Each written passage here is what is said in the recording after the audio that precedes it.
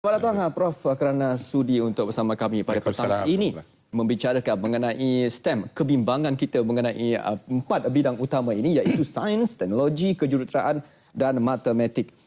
Baik Prof, dalam dunia yang begitu kompetitif, penguasaan dalam 4 bidang iaitu sains, teknologi, kejuruteraan dan matematik perlu dikuasai daripada peringkat rendah lagi. Apakah standard kita pada ketika ini dan di manakah kita sekarang ini dalam aspek penguasaan STEM ini? Ya, terima kasih saudara Khairul. Saya punya pendapat iaitu berkenaan dengan kedudukan kita sekarang dalam STEM ini, kita tidak ada satu sukatan yang khusus untuk menilai STEM ini. Cuma yang dapat kita kaitkan ialah dengan dipanggil RSE, iaitu Research Scientist Engineering punya ratio. Menurut negara maju, negara-negara yang telah maju, dia punya bilangan RSE ni, Research Scientist dan Engineer kejuruteraan ni, dia punya bilangan mestilah 60 bagi setiap 10,000. Tetapi Malaysia ini yang kita tengok hingga sekarang ni, kita ada lebih kurang dalam 27 bagi 10,000, maka kita kekurangan dalam segi itu lebih kurang 30 lebih bilangan untuk setiap 10,000. So maknanya kita kena mengisi the RSE ini dalam konteks itu untuk menjayakan STEM ini. Dan di samping itu juga kita pun memberi satu nisbah tertentu untuk negara, iaitu kita memerlukan pelajar-pelajar kita yang mengikut kohort-kohort umur yang tertentu supaya mereka ini banyak membuat aliran sains. So kita memberi target 60-40, maknanya 60% daripada pelajar itu membuat sains dan 40 membuat bukan sains. Ini penting kerana untuk kita menjadi sebuah negara yang berupaya untuk mengendalikan hasil-hasil sains, kita bukan saja menjadi sebuah negara ataupun yang mempunyai orang-orang yang boleh berinovasi sains, tapi kita juga mempunyai orang-orang yang boleh membetulkan sendiri. Contoh dia, kalau dia ada pengetahuan sains, kalau ada kerosakan ke dan ini, dia boleh baiki sendiri. Dia tidak payah menggunakan orang-orang lain untuk membuatnya. Jadi dengan cara tak langsung, apabila kita mempunyai bilangan-bilangan nisbah yang banyak ini, maka negara akan terjamin menjadi satu negara yang produktif lah dalam segi ini. Bukannya bermakna bidang-bidang lain ini tidak, tetapi yang lain itu boleh kata bidang-bidang yang bukan sains adalah merupakan bidang yang mericinkan lagi pengurusan perjalanan pentadbiran negara. Tetapi yang sains ini adalah merupakan kumpulan-kumpulan yang boleh diaruhkan untuk mencari perkara-perkara baru, mencari untuk memahami ilmu baru. Katalah dalam dunia keluar ilmu baru. Jadi kita mesti mempunyai orang-orang yang boleh memahami ilmu baru ini dan kemudian boleh menyebarkan ilmu baru ini kepada rakyat balik. So jadi kalau kita tidak ada bilangannya cukup orang-orang, termasuklah guru, termasuklah engineer dan sebagainya tidak faham, maka ilmu baru ini akan terlepas begitu saja. Di samping itu pula, maknanya setiap penulisan-penulisan ilmiah yang terbaru yang dikeluarkan oleh pakar-pakar daripada dunia luar ataupun daripada negara luar yang hebat-hebat ini, maka kita dapat memahaminya juga. Sebenarnya bila macam you tengok macam Jepun, apabila keluar saja tulisan-tulisan baru, maka esok ataupun seminggu kemudian sudah keluar satu terjemahan dalam bahasa Jepun tentang benda macam itu. Kita pun harus ada satu kumpulan yang begitu dalam segi menerangkan ilmu-ilmu baru ini. Jadi akibat daripada ini, kita untuk menjadi sebuah negara yang boleh bertahan sebagai apa yang kita kecapi sekarang, kita mesti buat persediaan untuk memberi pendidikan secukupnya kepada pelajar-pelajar kita untuk dapat memahami semua-semua yang saya cakap tadi. Di samping itu juga sebagai bonusnya, dia boleh juga menjadi orang-orang yang berinovasi, yang boleh mencipta benda-benda baru. Saya lebih tertarik kepada kita punya proses adalah proses kita ialah untuk menambah baik.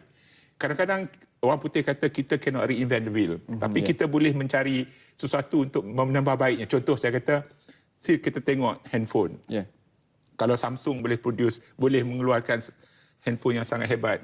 Tapi kita tak boleh. Tapi kita boleh berusaha dan bekerjasama dengan Samsung untuk mengeluarkan membantu mengeluarkan bateri yang lebih baik. Maknanya jadi kita ada sumber-sumber itu, jadi maknanya dengan cara terlangsung kita komplement. Jadi dengan cara yang demikian kita jadi sangat kita akan menjadi satu negara yang komplement kejayaan orang itu, penyumbang.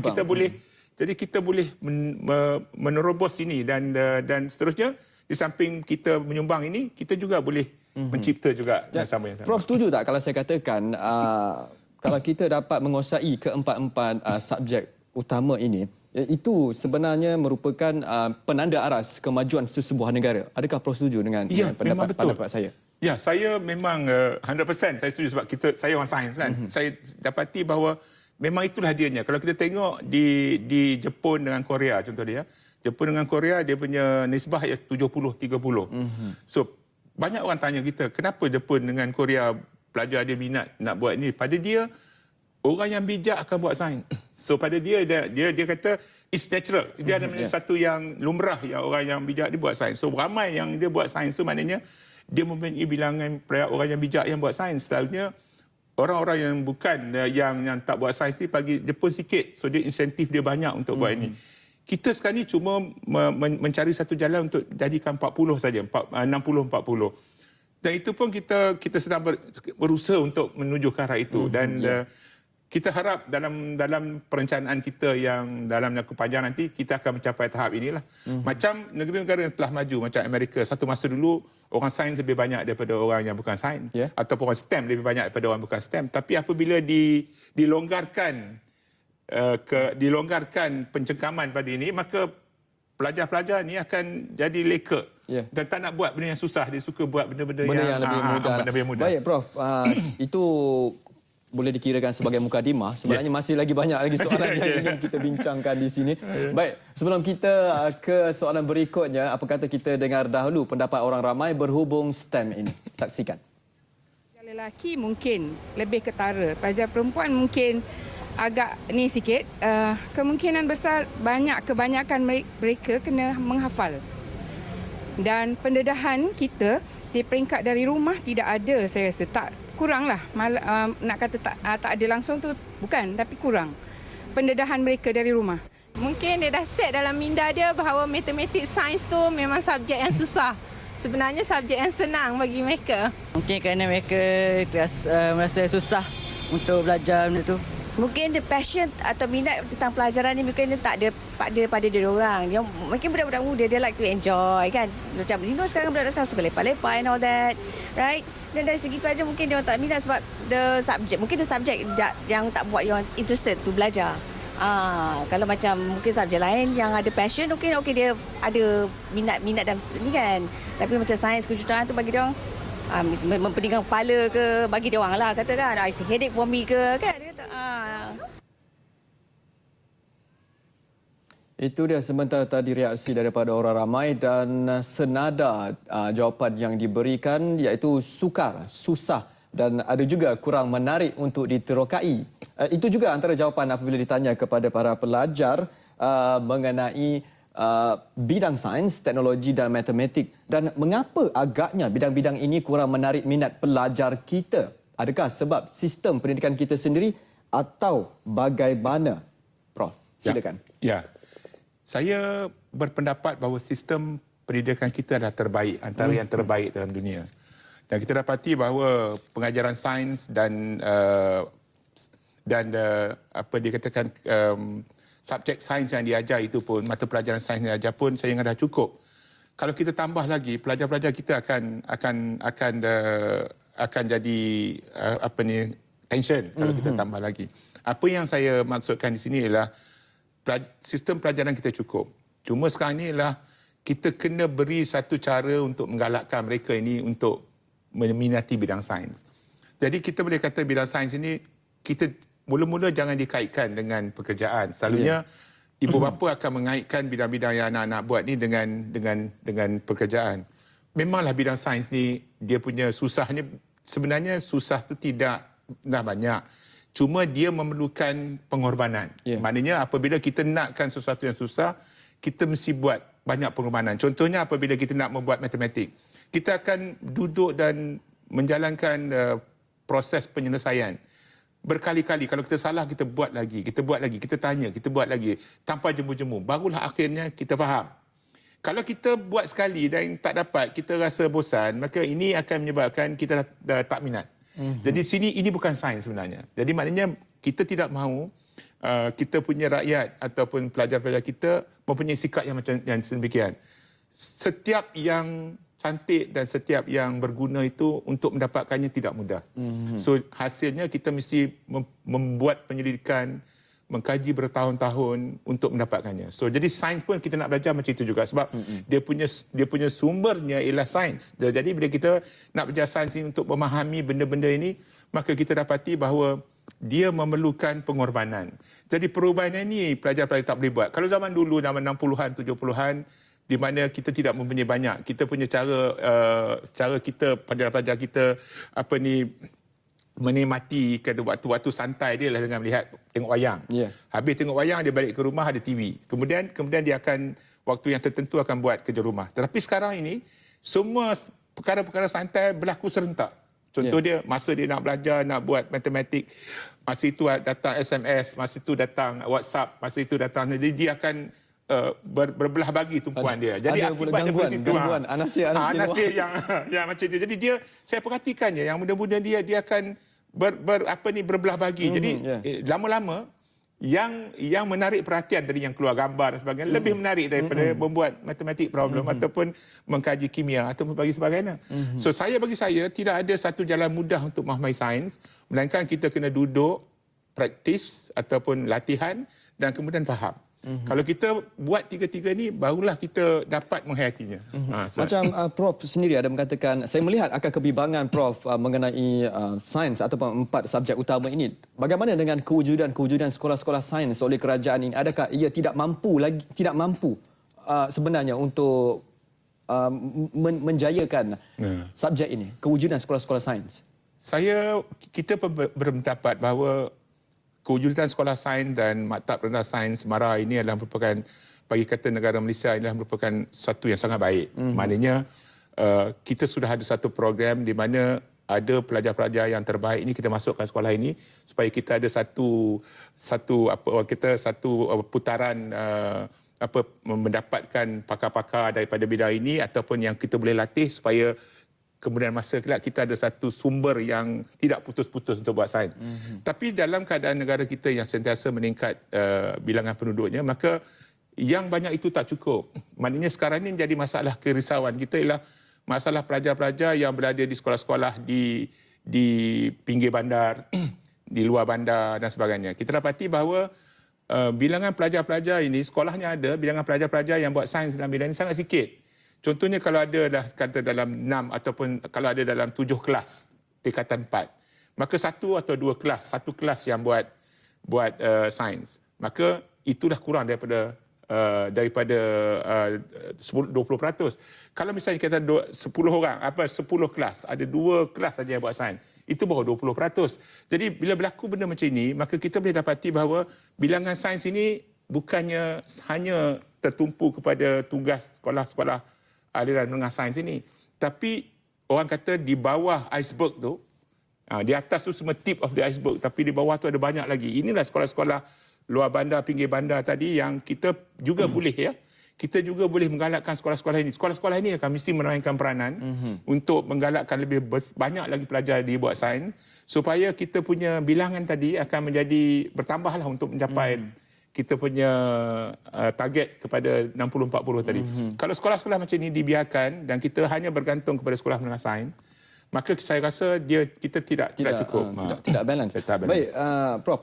Apabila kita bercakap mengenai 4 bidang, 4 kejuruteraan, bahagian kejuruteraan ini, saya masih teringat kenyataan yang pernah dikeluarkan oleh Kementerian Sumber Manusia. Sebanyak 2.3 juta peluang pekerjaan akan wujud pada tahun 2020 dan lebih daripada 45% itu adalah dalam bidang vocational dan juga teknik, iaitu adalah bidang kejuruteraan. Dan sekiranya kita tidak mampu ataupun kita tidak pergi ke arah kejuruteraan ini, bermakna kita gagal untuk memenuhi peluang pekerjaan itu. Dan bagaimana, apa yang boleh dilakukan untuk menarik minat pelajar terhadap bidang-bidang ini? Itu yang kami bimbangkan, sebab bila kita melihat sains saja, kita sudah mendapati bahawa bilangan yang nak buat sains ini tak cukup, ya kita katakan. Dan kemudian apabila dia sudah tidak dapat masuk aliran sains, apabila dia dewasa, dia akan beralih arah kepada buka bidang yang bukan sains. So contoh dia, kita takut tentang tahap kecairan sains ini akan berlaku pada semua kohort pelajar. Katalah kalau setengah-setengah pelajar tu tingkatan 3 dia tak minat dah. Setengah pelajar tu kalau dia tak boleh teruskan dalam bidang sains, dia sudah pun berubah arah, membuat computer science dan sebagainya. Tapi yang buat sains yang sebenarnya tadi, dia tidak banyak. Sekarang ni kalau itu pun tak cukup, kita katakan tadi, kalau saya yang bimbangkan ialah bila kita ada satu kumpulan lain, kumpulan vocational ni tadi, maka kita nak ambil daripada mana kalau terlalu banyak sangat yang bukan bidang sains nak buat. Jadi kalau kita latih dia daripada awal lagi supaya dia minat sains ini dan dia boleh memahami sains ini dan boleh digabungkan dengan semuanya, maka apabila dibukakan ruang untuk buat vocational ini tadi yang mana sangat penting dalam segi pengendalian urus kehidupan kita yang penuh dengan cabaran ini, maka jadi sains, jadi pengetahuan tentang engineering ni sangat penting. So maka kita, jadi apabila kita dapat, itu yang kita kata, bila kita nak melakukan sesuatu tadi, kita mesti ada, orang putih kata the body, badan yang akan menguruskan benda itu. Jadi untuk dapatnya, dia mesti ada sedikit asas sains. So bila pelajar ni ada asas sains, dia masuk buat, katalah vocational, maka dia senang dilatih untuk buat. Saya rasa kalau dia tidak faham pun, maka sekarang ni dengan sistem yang telah dibentuk oleh kerajaan, pelajar-pelajar yang diterima masuk daripada tingkatan 1 lagi ni, maka dia pun sudah pun pada tingkat awalnya sudah pun diaruhkan untuk buat sains ni secara start langsungnya. Jadi semua pelajar-pelajar yang ingin mengikuti kursus ini, dia mestilah bersedia untuk menerima ilmu-ilmu baru yang saya katakan yang sangat penting dalam segi orang kata dia memahami apa yang dia nak buat dan pada akhirnya nanti dengan apa yang dibuatnya nanti dia akan bekerja dengan ilmu itu dan seterusnya menjalani kehidupan dengan ilmu itu. Jadi dia akan terus memperbaikinya. So eloklah dari sekarang ni saya nasihatkan kepada semua pelajar-pelajar yang baru dan yang muda ini supaya jangan abaikan pelajaran sains ini. Walau apa pun yang dibuat, mesti ada sedikit ruang untuk memahami konsep sains. Kerana insya-Allah dalam perjalanan hidup kita sampai kita tak ada lagi nanti, kita sedikit sebanyak akan cuba juga mengetahui apa yang berada sains ini. Sebab apa ni? Alat-alat yang kita pakai, bulb dan kereta dan sebagainya, semuanya katanya kita tidak mahu orang lain yang menguruskan untuk kita, tapi kita kalau ada sedikit-sedikit tu untuk menjimatkan perbanyakan kita boleh baiki sendiri. Dan sebagai seorang Islam atau orang Muslim, sebenarnya sains dan Islam itu sendiri sebenarnya tidak dapat lari. Ya, betul. Dan kalau kita lihat daripada sistem pendidikan kita, Prof, kita ketahui, macam saya pun pernah melalui fasa-fasa itu, dan ada pilihan kepada para pelajar untuk masuk bidang sains ataupun bidang lain. Jadi apabila ada pilihan itu, maka pelajar akan memilih perkara yang bukanlah nak katakan senang, maknanya dia akan memilih perkara yang lebih mudah sedikit daripada sains dan juga matematik ini. Pilihan itu diberi. Memang betul. Saya rasa kalau kanak-kanak peringkat pelajar selalunya akan mencari aras yang mana dia rasa seronok nak buat, dia rasa senang. Dan kita sentiasa disogokkan dengan keadaan cuba buat pelajar sains ini mudah. So bagi saya, pelajaran sains ini dia ada dua. Satu mudah, satu lagi dia kena korban. Masa untuk asas dia tu adalah merupakan you kena teliti betul-betul dan faham. Kemudian lepas itu, bila kita dah faham, barulah kita boleh mudahkan benda-benda itu untuk kita lihat. Kan? Saya tengok sekarang ni, banyak aktiviti dilakukan untuk menarik minat dengan membuat exhibition ataupun membuat pameran-pameran tentang gadget-gadget baru, tentang bagaimana indahnya macam buah-buahan ke dan sebagainya yang diujikan dengan isi kandungannya dan sebagainya. So kemudian pelajar-pelajar pun berminat untuk melihatnya. Kemudian melihat bagaimana satu sistem selamat boleh menggerakkan satu sistem bulat.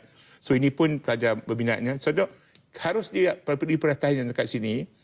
Minat ini akan melekat di hati pelajar dan pelajar akan mencari dia bila balik ke sekolah untuk dapat. So apabila pelajar bertanya, so guru-guru adalah merupakan satu elemen ataupun satu ejen yang sangat penting untuk menyelesaikan masalah yang katalah pelajar itu tengok dan dia balik, dia nak berbincang dengan seseorang yang boleh memberi penerangan kepada dia. Kalau perbincangan itu dapat diberi oleh guru dengan berkesan dan bagus, maka insya-Allah pelajar itu akan berada di landasan untuk buat sains. Mencintai bidang itu. Tak kenal kalau dia maka tak tak dapat, cinta. kalau tak dapat, orang kata tak dapat dia punya penerangan yang jelas, maka pelajar itu akan, orang kata, mati angin dan dia akan rasa kecewa. Dan bila kata kecewa, dia rasa dia tak faham. So selalunya dia tak faham tu yang membuat dia rasa tak nak, dia rasa susah subjek dia kata yang macam-macam. Dan kita tahu perkembangan dalam STEM berkait rapat dengan daya saing negara, Prof. Mungkin Prof, ada yang berpendapat tidak semestinya dengan menguasai 4 bidang ini sahaja yang menjamin kejayaan kita. Bidang-bidang lain pun jika dilakukan dengan sebaiknya akan juga menjamin kejayaan dalam persaingan. Pandangan Prof? Saya tak nafikan, sebab bagi saya kita nampak ya, dalam bidang-bidang macam pentadbiran, macam Intan kan, mengeluarkan pentadbir-pentadbir yang baik dengan yang hebat. Jadi dia boleh ekspor kemahiran ini ya dengan melatih orang dari luar. Memang tidak ada halangan dekat situ. Tetapi itu yang saya katakan, dalam menharungi kehidupan dunia moden, maka dunia moden ini disukat tentang keupayaan kita untuk memahami tentang gadget-gadget ataupun peralatan yang terbaru yang dikeluarkan itu dan bagaimana cepat kita boleh memberi asimilasi kepada sistem itu. Jadi apabila kita dapat itu, maka kita menjadi lebih baik. Jadi kalau kita tidak mahu, yang itu saya katakan tadi, kita tidak mahu semua penduduk kita atau pelajar-pelajar kita yang ada itu, dia akan tahu untuk mengguna, tapi dia tak tahu untuk berinovasi tentang apa yang dapat di situ. So jadi untuk kita menyiapkan mereka ini, saya rasa itulah menjadi satu kewajipan kita lah sebagai pendidik dan sebagai orang dewasa dan sebagai semua. Kalau kita mempunyai syarikat ke apa ke, sebagai satu daripada kita punya motif untuk membantu supaya kita dapat menyiapkan kita punya pelajar-pelajar ini supaya dia jadi, orang putih kata, science savvy dalam segi memahami konsep sains dan penggunaan sains tadi dengan bijaksana. So itu yang sebenarnya kita punya cara fikir kita sekarang ni. Kita tidak lagi boleh membiarkan pelajar-pelajar kita mengikut aliran yang disuka dan apa dia buat kita banyak. Nanti akan timbul satu ketika semua orang nak jadi artis, semua orang nak jadi accountant, semua orang jadi dalam sains pun kita dah dapati ada satu kekangan dekat situ. Sebelum ini orang yang buat sains semua nak jadi perubatan, doktor perubatan. Tapi bila sudah ada berlebihan doktor perubatan, maka bilangan beasiswa dikecilkan.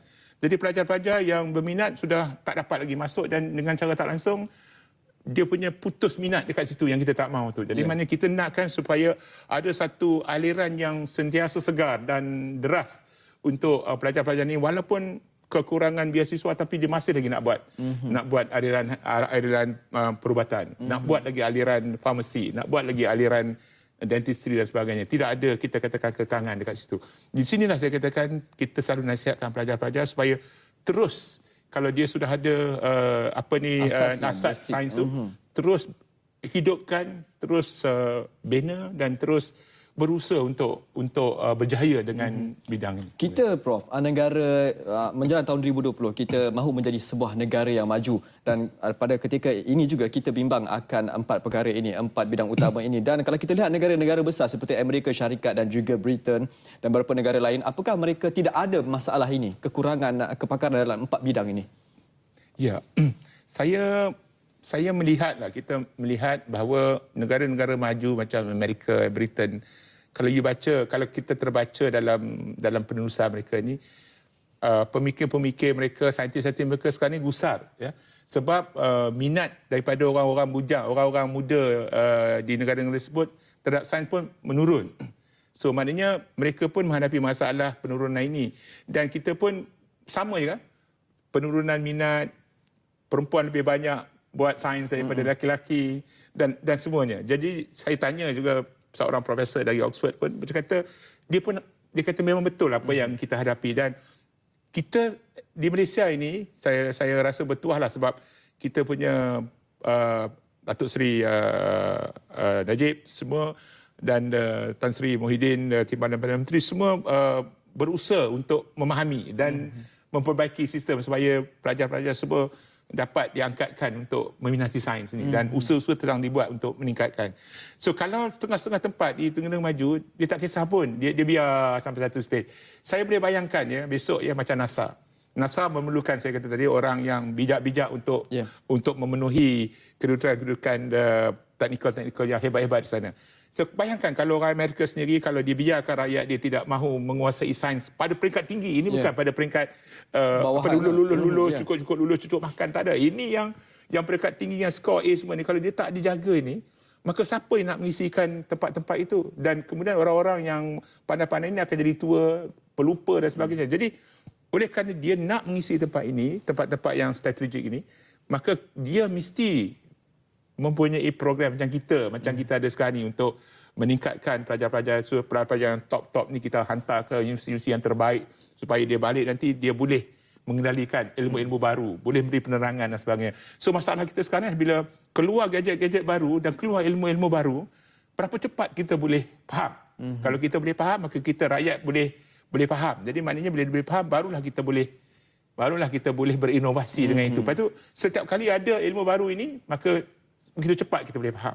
Ini yang kita nak wujudkan di negara kita. Suasana ini. Ya. Baik Prof, bila kita bercakap, saya nak berbalik kepada minat tadi, minat oleh pelajar ini. Apakah pelajar, selalunya kesalahan itu diletakkan kepada pelajar itu sendiri. Namun bagi tenaga pengajar itu, adakah mereka ini betul-betul berupaya untuk mendidik anak muda ini, anak bangsa ini? Bagaimana tenaga pengajar? Saya rasalah dalam konteks tenaga pengajar, kita mengeluarkan banyak guru, kita mengeluarkan banyak saintis dekat situ. Tapi kita juga memerlukan mereka ini dalam segi kerja-kerja industri dan sebagainya. Jadi yang tinggal-tinggal inilah untuk mengajar. So bagi saya berharap sangatlah pelajar-pelajar, guru-guru yang keluar mengajar, yang jadi seorang pendidik ini, dia mestilah sentiasa meningkatkan kefahaman dia dan memberi penerangan yang terbaik kepada students. Bagi saya, kita rasakan memanglah kita nak jadikan pendidikan sains itu orang kata fun ataupun menyeronokkan sebagainya adalah satu yang susah. Tetapi sekarang ni kita boleh cari melalui internet sebagainya untuk mengajar. Tapi kita sendiri setiap kali itu kita mesti berupaya melihat, kena baca jurnal-jurnal terbaru. Bukan saja profesor dan pensyarah-pensyarah universiti kena baca jurnal, cikgu-cikgu pun kena baca juga jurnal untuk melihat perkembangan terbaru dari segi pendidikan yang dilakukan oleh negara-negara luar. Jadi dengan cara tak langsung, guru-guru pun memahami, dan apabila kita memahami, kita boleh memberi sedikit cerita-cerita kepada anak murid kita supaya anak murid kita tu dia akan tersentak. Dia katakan kita hidup dekat dunia ini ada tautan dengan tempat lain. So orang lain sudah macam ini dalam umur yang sebaya. So kita kalau kita kat sini tak boleh. So kita kena lonjakkan juga. So jadi peranan guru dan pensyarah-pensyarah ini sangat penting. So bagi saya, seorang yang dikeluarkan oleh sebuah universiti, orang yang berpendidikan universiti mestilah orang yang ada wibawa. Kita tidak boleh kata yang orang yang keluar daripada universiti tak ada wibawa, tak ada apa. Itu satu anggapan yang salah. So kita rasa semua yang keluar universiti dan pelajar-pelajar, guru-guru yang keluar ni semua ada wibawa. Cuma kalau dia dapat bagi satu reorientasi yang baik dalam segi mengkaji balik, melihat balik setiap kali. Saya ada pernah berjumpa dengan seorang profesor yang sangat mahir. Dia kata, saya heran tengok dia boleh mengajar satu subjek itu dengan elok sekali. So saya bertanya dekat dia, saya kata, macam mana you boleh ajar ini secara sangat mudah dan senang, padahal subjek ini susah, macam measure teori statistik. Dia kata dekat saya, dia kata, kalau kita mengajar selama 17 tahun, setiap tahun kita mengajar tu kita nak improve yang terbaik. Setiap tahun kita nak perbaiki, tambah baik. Maka apabila kita sudah sampai satu tahap dia, kita akan jadi sangat baik. So jadi mana ada urusan saya kira sebagai satu bentuk persembahan. Pengajaran itu satu bentuk persembahan, dan kalau persembahan itu menarik, saya rasa insya-Allah pelajarnya akan bersama-sama dalam sesi pembelajaran itu. Baik Prof, selari dengan program pendidikan negara bidang sains, teknologi, kejuruteraan dan matematik STEM terus diberi penekanan dalam memupuk, menggalakkan serta meningkatkan kemahiran pelajar menerusi pelbagai program yang dirancang. Cabaran Sains Nasional NLC yang telah diperkenalkan sejak 15 tahun lalu juga dilihat penanda aras baharu dalam pendidikan negara.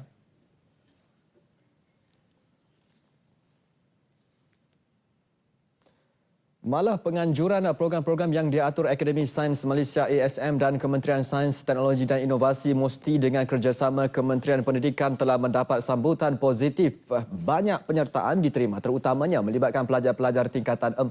Silibus mata pelajaran sains tingkatan 4 menjadi rujukan mereka yang menyertai sebarang pertandingan STEM. Kreativiti dan inovasi berjaya dicipta kumpulan pelajar berkenaan dilihat mampu melahirkan pelajar berkualiti pada masa akan datang. Program NSC juga mampu mencetus minat dalam bidang sains, teknologi, kejuruteraan dan matematik dalam kalangan pelajar, seterusnya membawa mereka meneruskan pengajian ke peringkat lebih tinggi dan kerjaya dalam bidang ini. Pengalaman mereka yang berminat menerusi penglibatan dalam pertandingan sedemikian dapat membentuk satu imej positif dan secara tidak langsung menyedari bahawa bidang ini menawarkan satu peluang dan kuasa untuk membawa perubahan dalam masyarakat demi kepentingan negara pada masa depan. Dan saudara, bagaimanapun masih ramai dalam kalangan masyarakat kurang memahami program STEM menjadikannya tenggelam dan dilihat sukar untuk bersaing dalam bidang-bidang lain. Datuk Seri Najib Tun Razak juga melihat Malaysia masih ketinggalan dalam bidang sains, teknologi, kejuruteraan dan matematik STEM. Keseluruhannya, pelajar-pelajar di negara ini mencatatkan pencapaian yang lebih rendah berbanding kajian-kajian pencapaian sains dan matematik pada peringkat antarabangsa. Misalnya, dalam penaksiran program penilaian murid antarabangsa PISA 2009 dan 2012, Malaysia berada pada kedudukan 1/3 terbawah dalam kalangan negara yang mengambil bahagian. Penaksiran PISA 2012 juga turut menyaksikan penaksiran penyelesaian masalah kreatif dalam kalangan pelajar Malaysia adalah pada kedudukan ke-39 daripada 44 negara yang mengambil bahagian. Beliau berkata demikian semasa melancarkan perkemahan Bitara STEM Universiti Kebangsaan Malaysia UKM Felda di Maktab Rendah Sains Mara Trolak, Tanjung Malim, Perak. Universiti Kebangsaan Malaysia UKM bersama New York Academy of Science NYES dan New York University Polytech NYU Poly membuka jalan dan minat pelajar dalam bidang sains, teknologi, kejuruteraan dan matematik STEM bagi meneruskan saingan dalam ekonomi abad 21. Program yang baru bermula tahun lalu menjurus kepada pelibatan pelajar tingkatan 1 dan 2 dibuat bagi meningkatkan kesedaran pelajar terhadap kerjaya dalam STEM. Dan menerusinya juga UKM bersedia berkongsi penyelidikan canggih dengan masyarakat. Penglibatan pelajar-pelajar ini juga bukan sahaja terhad di peringkat persekolahan sahaja tetapi juga ke peringkat universiti. Keputusan program dilancarkan juga bagi mencapai hasrat menjadikan Malaysia berteraskan sains dan teknologi serta usaha dan peluang menyediakan tenaga kerja berasaskan bidang sama. Walaupun masih lagi baru diperkenalkan, objektifnya sangat jelas untuk mencetuskan juga menimbulkan minat pelajar generasi baru dengan menyediakan suasana pembelajaran sains yang menyeronokkan. Konsep pengajaran dan pembelajaran juga kini tidak lagi tertumpu dalam kelas sahaja, tetapi pelajar berpeluang memberi pandangan dalam aplikasi sains menerusi kehidupan harian. Dilihat mampu mencukil bakat generasi baru, keterlibatan ibu bapa juga banyak membantu cetusan idea-idea baru dalam pembudayaan STEM. Fasa pertama program Bitara STEM UKM yang telah berlangsung pada September tahun lalu juga perintis kepada program-program yang akan datang. Pusat Sains Negara juga memainkan peranan penting dan mengorak langkah kumpulan pelajar yang berminat dalam bidang sains dan kejuruteraan. April lalu telah berlangsungnya pameran sains dan kejuruteraan Kuala Lumpur KLESF 2014 menerusi usaha sama 5 organisasi. Penganjuran KLESF 2014 merupakan platform meningkatkan kesedaran awam pentingnya STEM dalam memastikan kemajuan sosio-ekonomi dan pembangunan masyarakat. Juga menjadi landasan sektor perindustrian dalam menyokong usaha menggalakkan pembelajaran dan peluang kerjaya berkaitan STEM dalam kalangan pelajar dan komuniti. Lebih membantu, program ini juga menerusi pelibatan jaringan pihak sekolah, pendidik, masyarakat serta sektor swasta dalam berkongsi maklumat dan pengalaman berkaitan projek-projek dan kurikulum tambahan. Bagi menggalakkan kreativiti dan minat pelajar terhadap sains dan teknologi menerusi pembelajaran dan pelibatan dalam perangkaan projek-projek dengan bimbingan mentor-mentor terpilih. Dan jika program seperti ini berjaya, pelaksananya bakal diperluas ke seluruh negara ke peringkat kebangsaan. Dan saudara, penubuhan sekolah-sekolah menengah sains, asrama penuh integrasi MRSM dan sebagainya, isyarat pengajaran dan pembelajaran PNP, mata pelajaran sains, teknologi, kejuruteraan dan matematik meneruskan minat pelajar memilih jurusan sains. Ternyata kumpulan ini berjaya menangkis halangan mental yang menyatakan kesemua subjek berkenaan sukar untuk dipelajari hanya dengan minat, kemampuan diri dan semangat tinggi membantu kumpulan ini mengorak lebih jauh dalam bidang STEM. Tidak menolak bidang sains ini terlalu banyak membantu memudahkan kehidupan harian menerusi penemuan pelbagai kaedah dan teori. Sejarah Islam juga membuktikan ramai tokoh ilmuwan dan cendekiawan ternama lahir dalam bidang sains, teknologi, kejuruteraan dan matematik yang merintis laluan buat pengkaji barat sekaligus membina tamadun manusia yang lebih sempurna. Seperti contoh, Al-Jazari merupakan bapa kejuruteraan menghasilkan jam yang dimekanisasi oleh air. Tidak kurang hebatnya Ibnu Firnas yang menjadi individu pertama melakukan uji kaji penerbangan sebelum adik-beradik Wright mencipta kapal terbang. Dan banyak lagi kejayaan yang telah dicipta sekaligus menjadi sumber inspirasi sehingga abad ini untuk menjadikan bidang STEM sebagai satu kerjaya. Perlu ditekankan juga keseronokan dalam bidang ini tidak terbatas dalam akademik semata-mata. Tetapi pendedahan yang diterima juga sangat penting dalam menarik minat pelajar. Sehubungan itu, sains dan matematik mempunyai hubung kait paling rapat dalam kehidupan yang perlu melalui proses dan kaedah pembelajaran mudah dengan pendedahan lebih kreatif tanpa hanya perlu menyalin teori-teori serta nota-nota untuk latihan. Bidang ini juga sebenarnya mengukur potensi pelajar dalam memikirkan perkara-perkara kritikal dalam penemuan sains. Baik, kita sambung perbincangan berhubung STEM dalam masa yang tinggallah berbaki berapa minit ini saja lagi, Prof. Yeah. Kita letakkan ke tepi dahulu berhubung dengan soal minat. Sudah tentu sesuatu yang baik ada cabaran yang mendatang. Dan dalam usaha meningkatkan penguasaan pelajar, apa cabaran yang dihadapi selain daripada masalah minat yang kita bincangkan tadi? Permasalahan lain. Yeah. Permasalahan ialah tentang, bagi saya ialah, yang saya nampak ialah penumpuan, ya. Kadang kita dapati ialah penumpuan tentang pelajaran. Saya bagi satu analogi, iaitu dalam sains ni kita tak boleh belajar sambil baring. Ya. Ya.